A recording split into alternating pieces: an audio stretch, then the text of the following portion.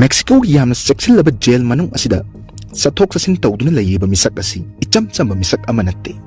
mahak asi prithibi asida khwaidai karbar chauna tawba amadi khwaidagi sakti layba drug smuggler amani mahak sel manung asida CCTV camera mayam ama thamli amadi mahak 24/7 monitor tawduna layri mahak ka asida thongnau pandi amadi nungsa mangal khazik phawa fangde aduga yamna interesting oiriba wafamdi asuk section khraba mafam asida mahakna satpa asum sanaram-badagi sawar area da changki amadi security staff na camera da uba fangkide pungkhai amagi matungda security staff singna singharak-padagi sel adugi manungda changduna yengbadadi prithibi asida khwaidagi chawba drug smuggler asi jail asidagi Nanthoktuna chenkirami mataw karamna El Chapo na jail asidagi Nanthoktuna chenkhi haibasi khangminarasi 1957 da Mexico da leiba Badira Guata kauba apikpa town amada pokhi aduga mahaki asengwa mamingna Joaquín Guzmán kawi adubu mahak masana asagi maming asi El Chapo haina thonjaki drug lalon bagi hinabi asi mahakna poglakpa matamdagi loina duna laglabani maramdi mahaki mapa asi drug lalon ki thabak tawrami angang oiringai matamda mapana mahak asi yumdagi tanthoraki El Chapo asi sel tanab kari amata layamde maram aduna mahaksu drug yonthok yonsin tawbagi thabak asi hawrukhi chahi 35 khak suba matamdagi hawduna mahak masagi drug sungnaba pambising thaba hurami mahakna mafam chaba jaga ama thiraga ganja pambising thaba hurami matamgi matung inna mahaki drug lalonbagi thabak asi yamna mai paklami amadi Mexico gi achaw drug karbar tawba miyosingna El Chapo bu makhoi geng asida yahon ba pamlami 1970 gi matamda mahakna El Guero Palma kauba drug lalonba geng khutpu amadi yawrami geng asida mahakna drug smuggling tawbagi thabak pairami mahak thabak asibu kyamuk luna lawge haiba matamda karigumba drug dealer amana khajiktan thengba natraga asoiba khajiktan tawbagi damakta hekta hatogi 1980s da mahakna matam adugi khwaidagi achawba drug dealer El Padrino Gallardo gi geng de yawrami geng asida su El Chapo bu pochai puthok pusin amadi drug shipment tawbagi thabak asi sinarami amadi mahaki thabak asi Colombia dagi Mexico tamna purakadaba drug sing da meeting changba se 1989 da gang leader oiba Padrino Gallardo asi agency sing na pharami aduga masina maram oirga gang asi su kairami khudong chamba asi lauduna El Chapo na masagi oiba gang khutpu ama linkhatlami aduga Sinaloa Cartel haina ming tholami America da drug pusanba asi ayamana Caribbean lomdagi pusalagi aduga atopa amana Mexico ga lonaba border asidagini American agency singna Caribbean lomda achawba midyang changlami amadi achawba drug dealer kya ama farami El Chapo na khudong chaba asi manghandabida atopa channel amada Mexico dagi America da drug supply torami mahakna ganja cocaine amadi heroin yauna drug makhal kya puthoklami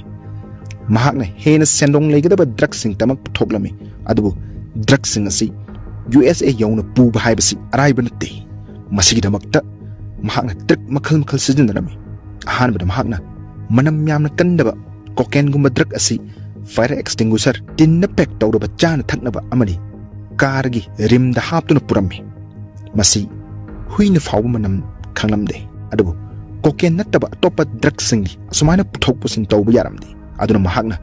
atopa upay ma puthoklami amadi masina mahak asi maming sega kaina chalhallibani mahakna achawba senpham sing thadaduna expert kya ama neklage electricity amadi ventilation sing yawba surung kaya hutlami surung sing asi sizinaduna Mexico dagi America da drug sing asi ilaina puthok pusin tawrami 1990 da FBI officer singna El Chapo gi han tunnel asi thengnabda pungak ngakhi tunnel asi phit chahum sangi amadi electricity su phanglammi han tunnel asi El Chapo gi safe house ni haina khangnariba mafam amada tarammi amadi masi emergency ki matam de sizinariba agency singna phanakanna thirabasu El Chapo asi phaba sukngam ngamnamde 2010 da Ortemesa da mamangda fangkiba tunnel system asiga chap manaba mafam am fanglammi amadi tunnel sing asida rail system su leiba thengnarami masi makoina truck puthok pusin tawbudi sizinaribani 2012 da Tijuana da amadi 2013 da Ortemesa da tunnel kya ama su phanglamni makhoi hai singba hanma leitaba matawsida El Chapo amadi mahaki gang asibu king of tunnel sign khangaram ꯃꯈꯣꯏꯅ tunnel ꯃꯌꯥꯝ ꯑꯁꯤ ꯌꯥꯝꯅ ꯍꯩꯅ drone ꯄꯦꯅꯦꯇ꯭ꯔꯦꯇꯤꯡ ꯔꯦꯗꯥꯔ ꯐꯥꯎꯕꯅ detect ꯇꯧꯕ ꯉꯝꯗꯅꯕ ꯃꯑꯣꯡꯗ ꯍꯨꯠꯂꯝꯃꯤ ꯇꯅꯦꯜꯒꯤ ꯆꯪꯐꯝꯁꯤꯡ ꯑꯁꯤ ꯌꯥꯝꯅ ꯍꯩꯁꯤꯡꯕ ꯃꯑꯣꯡꯗ ꯂꯣꯠꯇꯨꯅ ꯊꯝꯂꯝꯃꯤ ꯇꯅꯦꯜꯁꯤꯡ ꯑꯁꯤ ꯍꯨꯠꯇ꯭ꯔꯤꯉꯩ ꯃꯥꯡꯑꯣꯏꯅꯅ ꯌꯥꯝꯅ ꯐꯖꯅ ꯄ꯭ꯂꯥꯟ ꯇꯧꯔꯕ ꯃꯇꯨꯡꯗ ꯍꯨꯠꯂꯤ ꯃꯍꯥꯛꯅ ꯇꯅꯦꯜ ꯑꯌꯥꯝꯕꯅ US ꯃꯦꯛꯁꯤꯀꯣ ꯕꯣꯔꯗꯔꯗ ꯍꯨꯠꯂꯝꯃꯤ ꯑꯗꯨꯒ ꯀꯦꯂꯤꯐꯣꯔꯅꯤꯌꯥꯗ ꯂꯩꯕ ꯑꯣꯇꯦꯃꯦꯁꯥ ꯁꯤꯇꯤꯗ ꯇ꯭ꯔꯦꯠ ꯇꯧꯅꯕ ꯄ꯭ꯂꯥꯟ ꯇꯧꯔꯝꯃꯤ ꯃꯍꯥꯛꯅ ꯑꯣꯇꯦꯃꯦꯁꯥ ꯑꯁꯤ ꯑꯆꯧꯕ ꯃꯔꯝ ꯑꯍꯨꯝꯒꯤꯗꯃꯛꯇ ꯆꯨꯁ ꯇꯧꯈꯤꯕꯅꯤ ꯑꯍꯥꯟꯕ ꯃꯔꯝꯗ ꯑꯣꯇꯦꯃꯦꯁꯥ ꯑꯁꯤ ꯇ꯭ꯔꯥꯟꯁꯄꯣꯔꯠ ꯍꯕ ꯑꯣꯏꯔꯤꯕ ꯇꯤꯖꯣꯅꯥ ꯑꯃꯗꯤ ꯁꯦꯟ ꯗꯤꯌꯦꯒꯣ ꯁꯤꯇꯤꯗ ꯌꯥꯝꯅ ꯅꯛꯅꯩ ꯑꯃꯗꯤ ꯗ꯭ꯔꯒꯁꯤꯡ ꯑꯁꯤ ꯑꯦꯖꯦꯟꯠꯁꯤꯡꯗ ꯄꯤꯕꯗ ꯌꯥꯝꯅ ꯂꯥꯏꯅ ꯊꯣꯛꯀꯗꯧꯔꯤꯕꯅꯤ ꯑꯅꯤꯁꯨꯕꯗ ꯖꯒꯥ ꯑꯁꯤ ꯏꯟꯗꯁꯇ꯭ꯔꯤꯌꯦꯜ ꯑꯦꯔꯤꯌꯥ ꯑꯣꯏꯕ ꯃꯔꯝꯅ ꯇꯅꯦꯜ ꯍꯨꯠꯄꯒꯤ ꯃꯈꯣꯜ ꯑꯁꯤ ꯇꯥꯔꯣꯏꯗꯧꯔꯤꯕꯅꯤ ꯑꯍꯨꯝꯁꯨꯕꯗ ꯃꯐꯝ ꯑꯁꯤꯒꯤ ꯂꯩꯕꯥꯛ ꯑꯁꯤ ꯁꯃꯨꯗ꯭ꯔꯒ ꯊꯪꯅꯕ ꯃꯔꯝꯅ ꯇꯅꯦꯜ ꯍꯨꯠꯄꯗ ꯌꯥꯝꯅ ꯂꯥꯏꯅ ꯊꯣꯛꯀꯗꯧꯔꯤꯕꯅꯤ ꯖꯨꯟ 9, 1993ꯗ ꯃꯦꯛꯁꯤꯀꯥꯟ ꯑꯣꯊꯣꯔꯤꯇꯤꯅ ꯑꯔꯣꯏꯕꯗ ꯑꯦꯜ ꯆꯦꯄꯣ ꯑꯁꯤ ꯐꯥꯔꯝꯃꯤ ꯑꯃꯗꯤ ꯆꯍꯤ 10ꯒꯤ ꯐꯥꯗꯣꯛ ꯄꯤꯗꯨꯅ ꯖꯦꯜꯗ ꯊꯝꯂꯝꯃꯤ ꯑꯗꯨꯕꯨ ꯖꯦꯜ ꯑꯁꯤꯁꯨ ꯑꯦꯜ ꯆꯦꯄꯣꯅ ꯃꯍꯥꯛꯀꯤ ꯑꯣꯐꯤꯁ ꯑꯣꯏꯅ ꯑꯣꯟꯊꯣꯛꯄꯒ ꯆꯞ ꯃꯥꯟꯅꯔꯝꯃꯤ ꯖꯦꯜ ꯁ꯭ꯇꯥꯐꯁꯤꯡꯕꯨ ꯁꯦꯜ ꯀꯌꯥ ꯄꯤꯗꯨꯅ ꯃꯍꯥꯛꯅ ꯑꯄꯥꯝꯕ ꯈꯨꯗꯤꯡꯃꯛ ꯐꯪꯂꯝꯃꯤ ꯑꯗꯨꯒ ꯃꯍꯥꯛꯀꯤ ꯕꯤꯖꯤꯅꯦꯁ ꯃꯤꯇꯤꯡ ꯐꯥꯎꯕ ꯁꯤꯜꯍꯜꯂꯝꯃꯤ ꯃꯁꯤꯅ ꯃꯍꯥꯛꯀꯤ ꯕꯤꯖꯤꯅꯦꯁ ꯑꯁꯤ ꯃꯈꯥ ꯇꯥꯅ ꯆꯠꯊꯗꯨꯅ ꯂꯩꯒꯗꯧꯔꯤꯕꯅꯤ 2001ꯗ ꯁꯨꯄ꯭रीम कोर्ट ऑफ मेक्सिकोना राय अमा तारमी मसिदा लेबाक अनि असिना प्रिजनर सिंग असि थादोक थाजिन तौबद यामना लाइहल्लमी करिगुंबा US जेल द महाकपु थमलबदि मफम अदुदगी नाथोक्तुन चेन बहाइबसि अराइब ओइरोय हाबसि एल चेपोन खंगलमी मरम असिना मेक्सिको की जेल असिदगी नाथोक्तुन जेलगे हाइना फिरेप लौरमी महाकना जेल गार्ड सिंग द $2.5 million पीदुना लॉन्ड्री बास्केट अमगी मनुंगदा लोटुना जेल अदुदगी नाथोक्तुना थोरक्लमी मसिगी मतुंगदा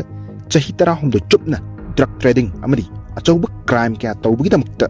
मेक्सिको अमरी US सरकार यामना अचौब सिंगनबा अमो ओइन थोक्लमी चही 10 गी मतुंगदा मेक्सिकन एजेंसीना एल चेपोगी चप चाबा लेफम असि खंगलमी अमरी महाकी युम मसिदा रेट चथरमी हंदकसु महाकना नाथोक्तुना चेनबगी प्लान असि तौरमी बाथरूम द बाथटब की मखादा टनेल मनुंगदा कुमथदुना चेनखी अदुबु हंदकती महाक यामना सांगना चेन बहाइबदु ngamkide महाक असि अमुक्काना फाखी अदुगा मेक्सिको की ख्वाइदगी चेक्शन जेल अमदा थमलमी अदुगा महाकी मथक्ता 24/7 मॉनिटर तौदुना लेरमी अदु चही अमगी मतुंगदा 11 जुलाई 2015 दा महाकी सेल मनुंगदा चटपा सानादुना लेइदगा नुमिदांगी पुंग 9 मिनिट यांखै तारकपा मतमदा अरोइबा ओइना सोवर एरियादा उखिबनी महाकी सेल असिदा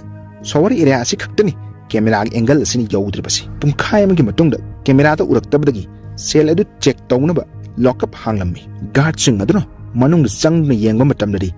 एल चेपो असि नानथोक्तुना चेनखिरमी महाकना याम हैसिंगना सोवर एरियादा तौथोक्तुना मदुगी मखादा लैबा टनेल अमदा समनहलमी मसिगी टनेल असि किलोमीटर अमा मखाइ सांगे अमदि मसि कंस्ट्रक्शन साइट अमदा तारिबनी सुरुंग असि लैमाइदगी फिट 39 लुथाना लैरी अमदि मसि फिट 5 मखाइ हेना पाक चाउरी मसिदा मियोय अमा इराइलाइना चटपा असि यारिबनी अदुबु हंदक्ति महाकी निंगतंबसि कुइना सांगना फंकिदे 8 जनवरी 2016 दा लॉस मोसिस तगी मेक्सिकन मेरिन एल चेपो असि महाकी सेफ हाउस दा अटैक तौरबा मतुंगदा अमुक हन्ना फाखी हंदक्ति अमेरिकन गवर्नमेंट ना रिस्क लौबा पामलमदे मरम अदुना 2018 दा मेक्सिको गवर्नमेंट ना एल चेपो बु US दा थाखिरमी अदुगा मफम अदुदा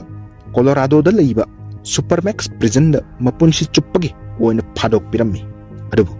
अमेरिकन गवर्नमेंट सु अकीबा अमदि अदुमुक लैरिबनी असुक चेक्शन खरब सिक्योरिटी असिदगी करिगुंबा एल चेपोना नाथोक्तुना चेन खरबदी मखोगी इज्जत असि लैखा तागदौरिबनी वारी असिबु नुंगाइबिरबदी लाइक अमदि सब्सक्राइब तौबिरमु मयाम पुमनमकपु कंगली थ्रिलरना अमुक्का हन्ना थागतजरी।